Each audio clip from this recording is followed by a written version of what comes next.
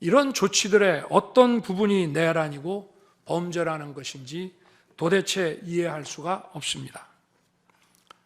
비상계엄이라는 것 자체가 불법이라면 계엄법은 왜 있으며 합동참모본부의 계엄관은 왜 존재하겠습니까?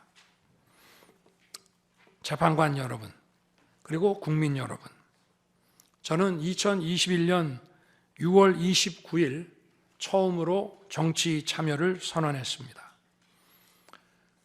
대통령이라는 자리가 영광의 길이 아니라 형극의 길이라는 사실은 이미 잘 알고 있었습니다. 또 대통령직을 아주 가까이에서 지켜보신 어떤 분은 우리나라 대통령직은 저주의 길이라면서 만류하시기도 했습니다. 그러나 자유민주주의라는 헌정 질서가 무너지고 있는 상황에서 나라를 지키고 싶어 정치를 시작했습니다. 그때 정치 참여를 선언하면서 국민께 드린 약속이 있습니다. 우리의 미래를 짊어질 청년들, 국가를 위해 희생하신 분들, 산업화에 일생을 바친 분들, 나라의 민주화에 헌신하고도 묵묵히 생업에 종사하며 살아가시는 분들, 성실하게 세금을 내시는 분들, 이런 분들이 분노하지 않는 나라를 만들겠다는 약속이었습니다. 그리고 청년들이 마음껏 뛰는 역동적인 나라, 창의와 자유가 넘치는 혁신의 나라, 약자가 기죽지 않은 따뜻한 나라, 국제사회와 가치를 공유하고 책임을 다하는 나라를 만들겠다고 국민께 약속드렸습니다. 거대 의석과 이권 카르텔이 나라의 주인 노릇을 하는데 맞서 국민들에게 빼앗긴 주권을 되찾아 드리겠다고 약속했습니다. 그날 이후 지금까지 단 한순간도 이 약속을 잊은 적이 없습니다. 국민의 선택을 받아 대통령이 된 후 이 약속을 지키기 위해 쉼없이 노력하고 또 노력했습니다. 무엇 하나 쉬운 일이 없었습니다. 글로벌 복합 위기로 인한 대외 환경의 어려움이 계속됐습니다. 지난 민주당 정부의 잘못된 소주성 정책과 부동산 정책은 우리 경제와 민생의 문제를 풀어가는데 계속 발목을 잡았습니다. 하지만 어떤 문제라도 노력하면 풀어낼 수 있다고 믿었고 실제로 우리 기업, 우리 국민과 함께 뛰면서 하나하나 문제를 해결할 수 있었습니다. 기쁘고 보람 있는 일도 많았고 부족하고 아쉬운 일도 있었습니다. 무엇보다 국가 안보와 국민 안전을 지키는 제복 입은 공직자에 대한 처우 개선 추진이 보람된 일이었습니다. 지난 민주당 정권은 반일 선동에만 열을 올렸지만 우리 정부에서는 1인당 GDP가 일본을 앞질렀고 우리 인구의 2배 반이 넘는 경제 강국 일본과 수출액 차이가 작년에는 불과 수십억 불 규모로 좁혀졌습니다. 20년 전에 비해 100분의 1, 지난 민주당 정부에 비해 수십 분의 1로 줄어든 것입니다. 또 작년에 30번이나 열었던 전국 순회 민생 토론회 기억이 많이 납니다. 국민의 어려움을 직접 듣고 많은 일을 현장에서 해결해 드리면서 국민과 같이 웃기도 했고 같이 울기도 했습니다. 수도권, 영남, 호남, 충청, 강원, 제주까지 전국 모든 지역을 다니면서 지역 발전 방안을 함께 고민했습니다. 우리 국민들께서 전국 어디에 사시든 공정한 기회를 누리며 행복하게 살 수 있도록 만들어서 진정한 국민 통합을 이루고 싶었습니다. 다시 그렇게 일할 기회가 있을까 마음이 아립니다. 1박 4일의 살인적 일정으로 미국에 가서 한미일 캠프 데이비드 선언을 발표했을 때는 보람이 컸고 정말 마음이 든든했습니다. 방산 수출에 물꼬를 트고 팀 코리아가 체코 원전 건설 사업의 우선 협상 대상자로 선정됐을 때에는 어린아이같이 기뻤습니다. 아쉬웠던 순간도 떠오릅니다. 기업과 국민들에게 꼭 필요한 법안들은 하염없이 뒤로 밀어놓고 거부권을 행사할 수밖에 없는 위헌적 법안, 핵심 국익에 반하는 법안들이 야당 단독으로 국회에서 일사천리 통과될 때에는 답답했습니다. 국방, 치안, 민생을 위해 꼭 필요한 아킬레스건 예산들이 삭감됐을 때에는 막막했습니다. 지금 저는 잠시 멈춰서 있지만 많은 국민들, 특히 우리 청년들이 지금 대한민국이 처한 상황을 직시하고 스스로 주권을 되찾고 나라를 지키기 위해 나서고 있습니다. 비상계엄의 목적이 망국적 위기 상황을 알리고 헌법 제정 권력인 주권자들께서 나서 주시기를 호소하는 것이었는데 이것만으로도 비상계엄의 목적이 상당 부분 이루어졌다고 생각하게 됩니다. 저의 진심을 이해해 주시는 우리 국민과 청년들에게 진심으로 감사 말씀을 드리고 싶습니다. 제가 직무에 복귀하게 되면 나중에 또다시 계엄을 선포할 것이라는 터무니없는 얘기도 있습니다. 계엄의 형식을 빌린 대국민 호소로 이미 많은 국민과 청년들께서 나라의 상황을 직시하고 나라 지키기에 나서고 계신데 그런 일을 또 할 이유가 있겠습니까? 결코 그런 일은 없을 것입니다.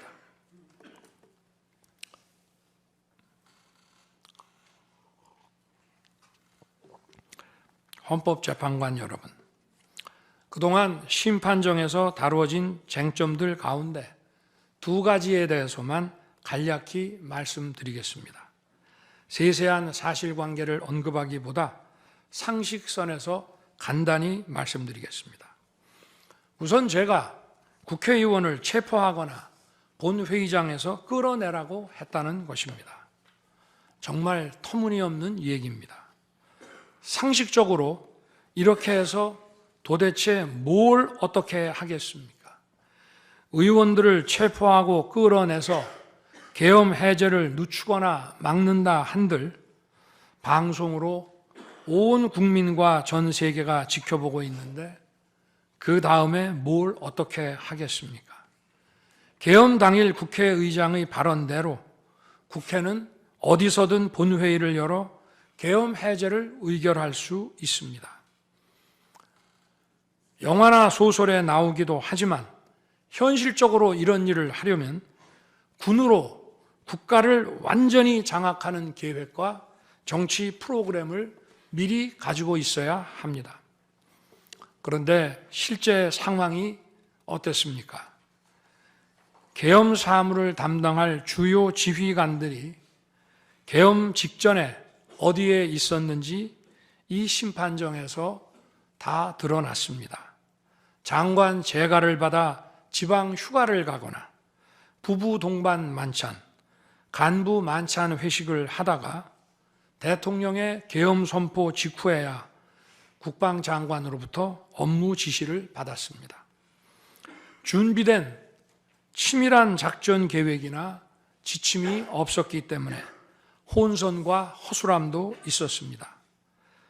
국방장관이나 지휘관들이나 경험이 풍부한 군사 전문가들인데 이들이 왜 이랬겠습니까?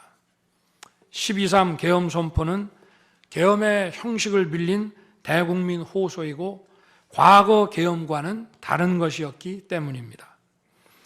이미 민주주의를 수십 년 경험하고 몸에 밴 우리 50만 군이 임기 5년 단임 대통령의 사병 노릇을 할 리가 있습니까? 제가 비상계엄을 선포한 이유는 오로지 주권자인 국민들에게 국회의 망국적 독재로 나라가 위기에 빠졌으니 이를 직시하고 감시와 비판의 견제를 직접 해달라는 것이었습니다. 공화국의 대의제 위기에 헌법 제정 권력인 주권자가 직접 나서야 한다는 호소였습니다. 의원을 체포하거나 끌어내라고 했다는 주장은 국회에 280명의 질서유지 병력만 계비간 상태에서 앞뒤가 맞지 않는 얘기입니다. 국회가 비어있는 주말도 아니고 회기 중인 평일에 이런 병력으로 터무니없는 얘기입니다. 의원만 300명이고 직원들과 보좌진을 합치면 몇천 명이 넘습니다. TV 생중계를 보더라도 계엄 선포 후 얼마 지나지 않아 이미 국회 마당과 본관에는 수천 명의 국회 관계자와 민간인들이 들어왔습니다. 실제로 계엄 선포 후 1시간 30분이 지나서야 질서유지 군 병력이 도착했고 경내에 진입한 병력이 106명, 그 중에서 본관에 들어간 병력이 겨우 15명인데 이런 극소수 병력을 가지고 국회의원을 체포하고 끌어낸다는 것이 말이 되겠습니까? 게다가 의결 정족수가 차지 않았으니 본회의장에 들어가서 의원들을 끌어내라고 했다는데 의결 정족수가 차지 않았으면 더 못 들어가게 막아야지 끌어낸다는 것도 상식에 맞지 않는 얘기입니다. 본관에 진입한 군인들은 본회의장이 어디에 있는지도 몰랐다고 합니다. 무엇 하나 말이 되지 않습니다. 단 한 사람도 끌려 나오거나 체포된 일이 없었으며 군인이 민간인들에게 폭행당한 일은 있어도 민간인을 폭행하거나 위해를 가한 일은 한 건도 없었습니다. 실제로 일어나지도 않았고 일어날 수도 없는 불가능한 일에 대해 이런 주장을 하는 것은 지난번에도 말씀드렸지만 그야말로 호수 위에 비친 달빛을 건져내려는 것과 같은 허황된 것입니다. 거대 야당은 대통령의 헌법상 권한에 기해 선포된 계엄을 불법 내란으로 둔갑시켜 탄핵 소추를 성공시켰습니다. 그리고는 헌재 심판에서는 탄핵 사유에서 내란을 삭제했습니다. 그야말로 초유의 사기 탄핵이 아닐 수 없습니다. 내란이냐 아니냐는 긴 시간의 복잡한 심리를 통해 가려지는 게 아닙니다. 내란이냐 아니냐는 판례에서 보듯이 실제 일어난 일과 진행된 과정에서 드러난 결과로 누구나 쉽게 바로 알 수 있어야 내란이 되는 것입니다. 거대 야당과 소추단이 헌재 심판 대상에서 내란을 삭제한 이유는 심판의 심리 시간을 단축시키려는 것이 아니라 내란의 실체가 없기 때문입니다. 더구나 12.3 계엄은 발령부터 해제까지 역사상 가장 빨리 종결된 계엄입니다. 그러다 보니 계엄사령부 조직도 구성되지 못했고 예하 수사본부 조직도 전혀 만들어지지 못한 채 그냥 계엄이 종료됐습니다. 비상계엄 국무회의에 대해 간단히 말씀드리겠습니다. 계엄 당일 국무회의는 국무회의로 보기 어렵다는 주장이 있습니다.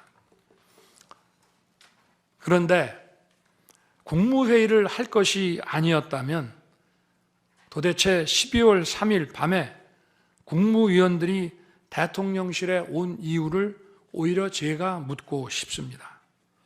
국무회의가 아니라 간담회 정도였다는 주장도 있습니다만 그날이 간담회를 할 상황은 아닙니다.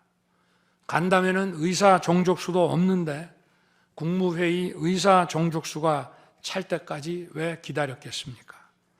당일 저녁 8시 반부터 국무위원들이 차례로 오기 시작했고 저는 비상계엄에 대해 설명하고 국방장관은 계엄의 개요가 기재된 비상계엄 선포문을 나눠줬습니다. 국무위원들은 경제적, 외교적으로 어려움이 있다고 우려했고 저는 대통령으로서 각 부처를 관장하는 국무위원들의 생각과 다른 생각을 가지고 있으며 국가가 비상 상황이고 비상한 조치가 필요함을 설명했습니다. 그리고 각 부처 장관의 우려사항, 예를 들어 경제부총리의 금융시장 혼란 우려와 외교장관의 우방국 관계 우려는 제가 걱정하지 말라고 했습니다. 국무위원들이 과거의 계엄을 연상하고 있는 상황에서 저는 그냥 걱정하지 말라고 할 수밖에 없었습니다. 의사 정족수 충족 이후 국무회의 시간은 5분이었지만 그 이전에 충분히 논의를 한 것입니다. 다음 날 새벽 해제 국무회의는 소요 시간이 단 1분이었습니다. 실제 정례 주례 국무회의 경우에도 모두와 마무리 발언 등을 하고 많은 안건을 다루기 때문에 1시간가량 걸리지만 개별 안건의 심의 시간은 극히 짧습니다.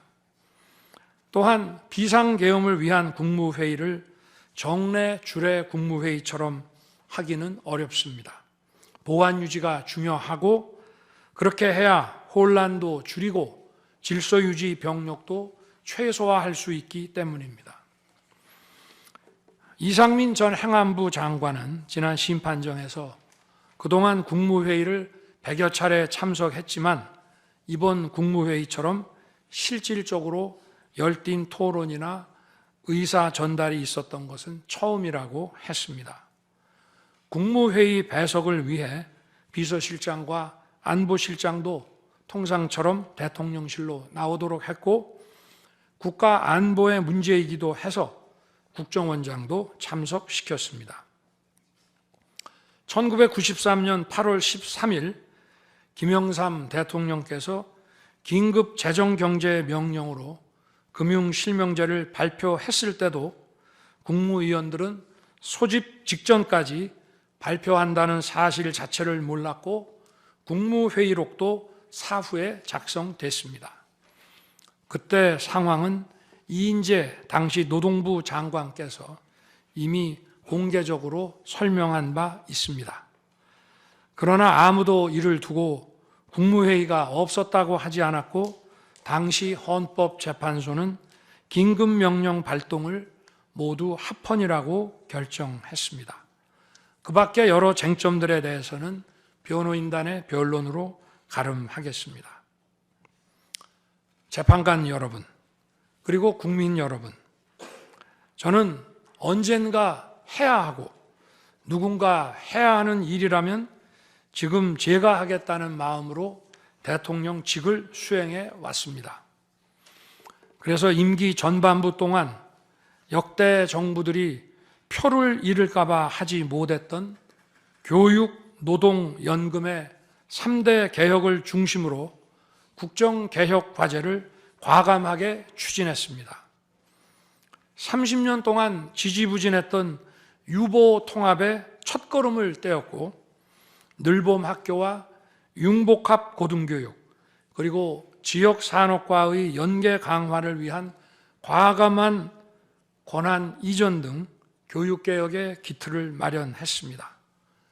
노사 법치의 틀을 새롭게 세우고 4차 산업혁명 시대에 적응하기 위한 노동 유연화와 노동 보호의 개혁 물꼬도 텄습니다.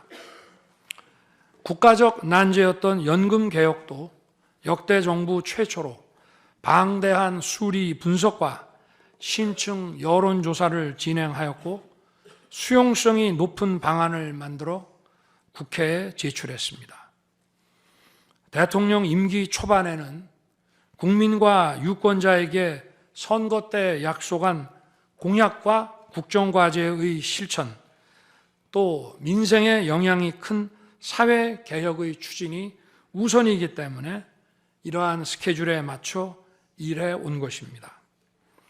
어느 정권이나 임기 초기에는 선거 공약과 국정과제 이행이 우선이므로 정치개혁에는 신경 쓸 여력이 없습니다. 그러다가 전직 대통령들의 5년 임기가 금방 다 지나갔고 변화된 시대에 맞지 않는 87 체제가 여전히 유지되고 있습니다. 정치가 국민을 불편하게 만들고 나라의 발전을 가로막고 있습니다. 또 국가의 미래를 결정하는 일에 미래의 주역인 청년들이 참여할 수 있도록 정치와 행정의 문턱이 더 낮춰져야 합니다. 제가 직무에 복귀하게 된다면 먼저 87 체제를 우리 몸에 맞추고 미래 세대에게 제대로 된 나라를 물려주기 위한 개헌과 정치개혁의 추진에 후반부를 집중하려고 합니다. 저는 이미 대통령직을 시작할 때부터 임기 중반 이후에는 개헌과 선거제 등 정치 개혁을 추진하겠다는 계획을 가지고 있었습니다. 현직 대통령의 희생과 결단 없이는 개헌과 정치 개혁을 할 수 없습니다. 그래서 내가 이것을 해내자고 생각했던 것입니다. 저는 여러 전직 대통령들이 후보 시절 공약하고도 이행하지 못한 청와대 국민 반환도 당선 직후 즉시 추진하고 이행한 바 있습니다. 자녀 임기에 연연해하지 않고 개헌과 정치 개혁을 마지막 사명으로 생각하여 87 체제 개선에 최선을 다하고 싶습니다. 개헌과 정치 개혁 과정에서 국민 통합을 이루는 데도 노력을 다할 것입니다.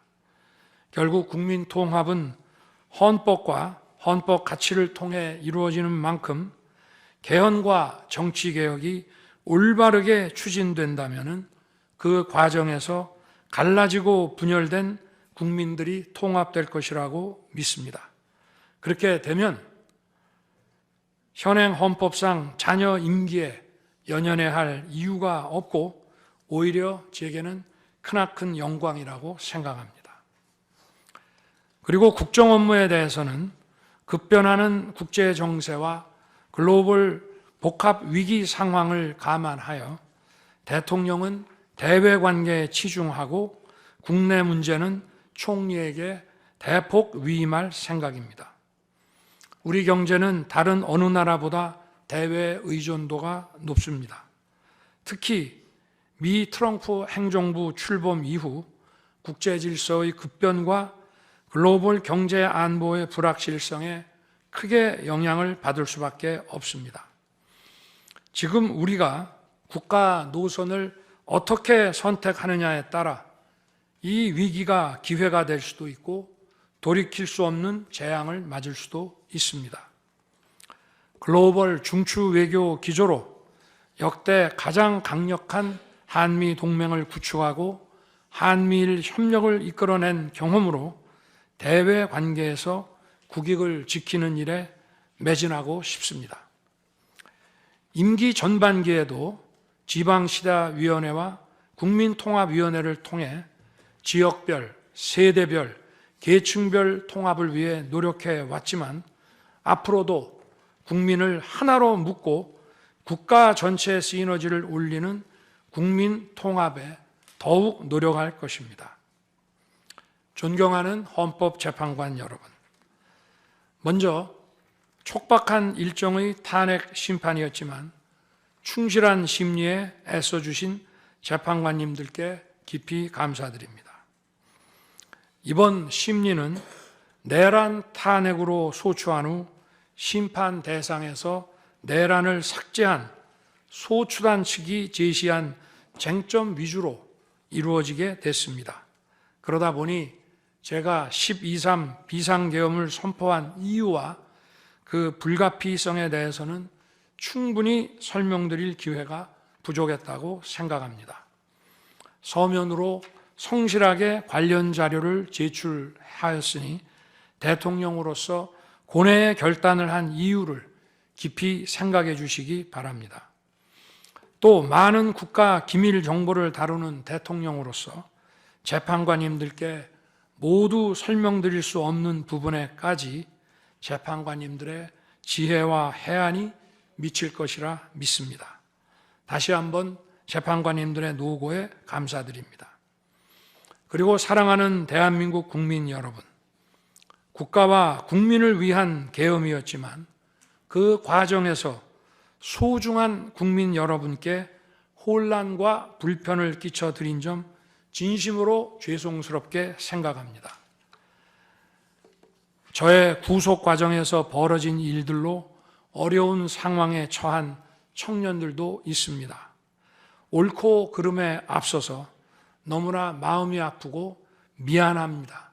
정말 미안한 생각을 가지고 있습니다.